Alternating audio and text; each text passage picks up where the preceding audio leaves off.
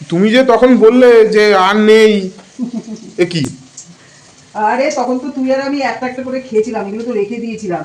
বাবা আসবে তাই গরম গরম করবো, বাবার জন্য ভাজবো, সবাই তখন খাবো আবার, ওই জন্য তখন একটা একটা করে করে রেখেছিলাম।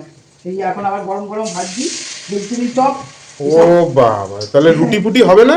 দুটো করে হবে কি হবে না সেটা যা, টেবিলে গিয়ে বস, আমি এগুলো গরম গরম ভেজে নিয়ে আসছি, তারপরে দেখবি রুটি করবো কি রুটি করবো না, না ভেজিটেবিল চপ খেয়ে আজকে থাকবি। আচ্ছা ঠিক আছে, আমি টেবিলে গিয়ে বসলাম, হ্যাঁ, তুমি নিয়ে আসো বাবা তাহলে। তো ডেকে ঠেকে নিয়ে এসে বস, থালা টালা সবকিছু রেডি করে নিয়ে গিয়ে বস, আমি যাচ্ছি। আচ্ছা।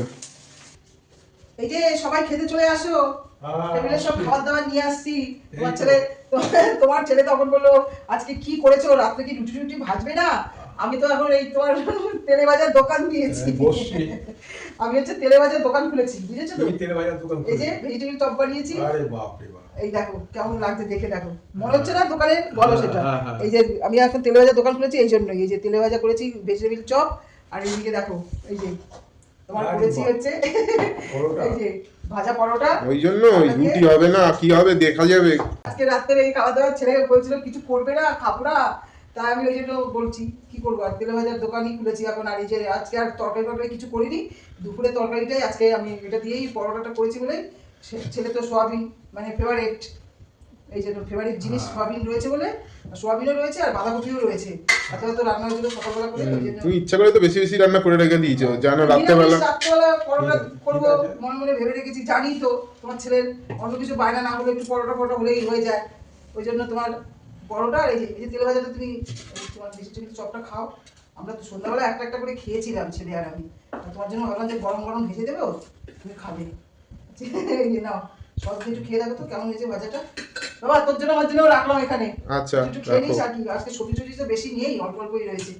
বন্ধুরা আমি খাওয়া শুরু করলাম। ঠিক আছে খান। এই যে বাবা তোকে পরোটাটা দিয়ে দিলাম এর মধ্যে, আচ্ছা আর তোমার আর আমার পরোটাটা এর মধ্যে নিয়ে নিলাম, ঠিক আছে? দারুণ হয়েছে, দারুণ। তাই ভালো হয়েছে? দোকান খুললে চলবে দোকানটা? চলবে। তাহলে দোকানটা করবো এখন। আবার ও ছেলে তো আবার মনে হয় এই যে মেলা থেকে জিলিপি নিয়ে এসছে বোধহয়। আরে বাপ রে বাপ, এ বাবা জিলিপিটা না আজকে খেতে হবে না, এত কিছু একসাথে খাওয়া ভালো না, তেলে ভাজা এটাও তেলেই ভাজা। এই দেখো থাক আমি খাবো না, এইগুলো খাবো।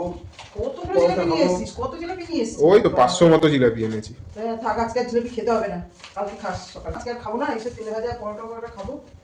তাহলে তোমাকে এই যে পরোটাটা দিয়ে দিলাম, আর এই সবজি সব নিয়ে নিলাম, ঠিক আছে? এখানটা রাখলাম, নিয়ে নিয়ে নেবো সব।